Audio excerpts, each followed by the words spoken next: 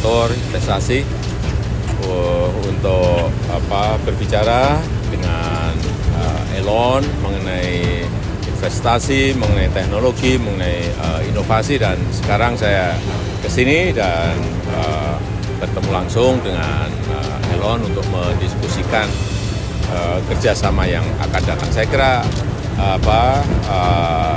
dia sangat tertarik sekali untuk segera datang ke Indonesia, dan tadi saya sudah sampaikan untuk bisa datang di Indonesia. Saya rasa ini tidak hanya berkaitan dengan Tesla, tetapi tadi juga Ikuti jejak BASF dan Volkswagen. Produsen mobil listrik Eropa siap bangun pabrik di Indonesia. Dan alhamdulillah kemarin Elon Musk telah bersepakat untuk melakukan komunikasi intens yang akan dibuktikan dengan suatu kesepakatan dalam kurun waktu dekat untuk melakukan investasi di Indonesia.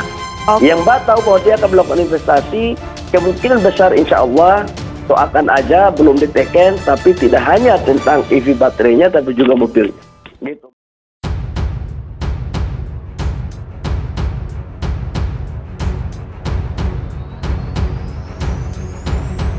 Kementerian Perindustrian meminta sebuah pabrikan mobil listrik Eropa untuk membandrol harga yang terjangkau masyarakat jika kelak mengembangkan produknya di Indonesia. Saya sampaikan juga kalau mau bangun di Indonesia kamu jangan jual yang mahal-mahal, cari yang harga 300 juta ke bawah, ungkap Direktur Jenderal Industri Logam, Mesin Alat Transportasi dan Elektronika, Taufik Bawazir yang ditemui di kantor Kementerian pada Selasa 31 Januari. Menurutnya, jika harga mobil listrik yang akan dikembangkan di Indonesia terlalu mahal, maka dikhawatirkan tidak akan diminati pasar. Meskipun belum bisa mengungkapkan merek perusahaan otomotif tersebut, Taufik mengaku telah mendapatkan respon baik terkait bandrol mobil listrik tersebut. Dia ada barang ini, mobil listrik di bawah 300 juta. Wah, ini menarikkan, imbuh Taufik.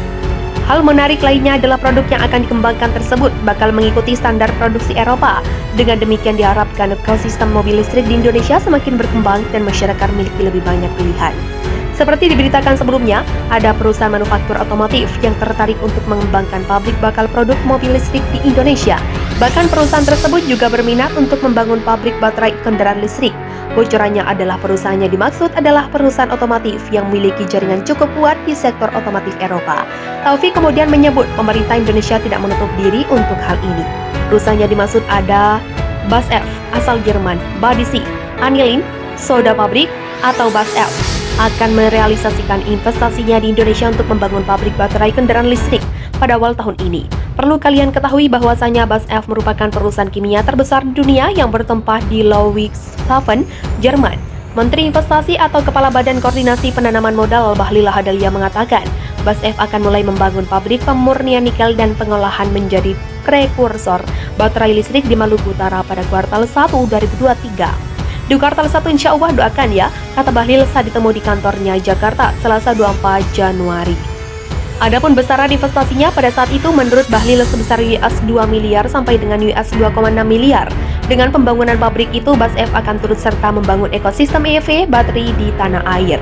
BASF ini akan kerjasama di Maluku Utara, itu dia akan membangun ekosistem EV baterai, insya Allah dia akan sampai di prekursor. Investasinya kurang lebih 2-2,6 miliar dolar AS, tuturnya. Dengan hadirnya BASF dalam membangun ekosistem pabrik mobil listrik di Indonesia, Bahlil menekankan, menjadi bukti bahwa pemerintah tidak hanya gencar menarik investasi dari Cina untuk menciptakan ekosistem ini. BASF ini salah satu perusahaan terbesar di dunia, khususnya pemain petrokimia ya. Ini bukan perusahaan kacang goreng, jadi bukan hanya yang kita urus Korea, Jepang, Cina, Eropa pun kita urus. Buktinya mereka akan masuk tahun ini akan groundbreaking, tutur Bahlil. Rencananya BASF akan bekerja sama dengan Eramet yang telah memiliki legalitas usaha atas nama PT Eramet Halmahera Nikel. Investasi bersama BASF Eramet diberi nama proyek Sonic Bay berlokasi di kawasan industri Teluk Weda, Maluku Utara. Proyek ini merupakan pabrik pemurnian nikel dengan teknologi high pressure acid leach yang menghasilkan mixed hydroxide precipitates dan akan mampu menciptakan lapangan pekerjaan secara langsung sebanyak 1.000 lapangan pekerjaan.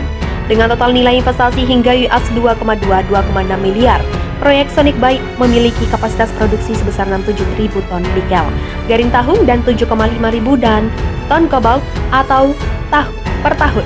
Rencana investasi tidak lanjut. BASF sendiri bertujuan untuk memproduksi MHP menjadi prekursor baterai listrik. Menteri Investasi Garing Kepala Badan Koordinasi Penanaman Modal Bahlil Lahadalia mengatakan Volkswagen, produsen otomotif asal Jerman dan juga BASF merupakan kimia asal Jerman berminat melakukan investasi di Indonesia. Melalui keterangan resminya, Bahlil mengatakan baik Volkswagen dan BASF sudah mengkonfirmasi untuk masuk ke RI menjadi bagian dari rantai pasok baterai mobil listrik.